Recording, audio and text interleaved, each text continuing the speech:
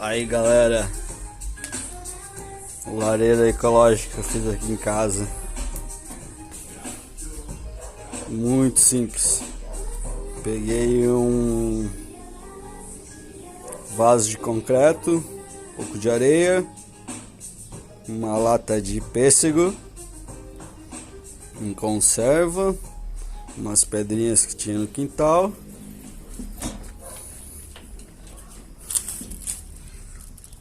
álcool de posto de gasolina normal, uma telinha qualquer e que tal? Muito legal. Haha.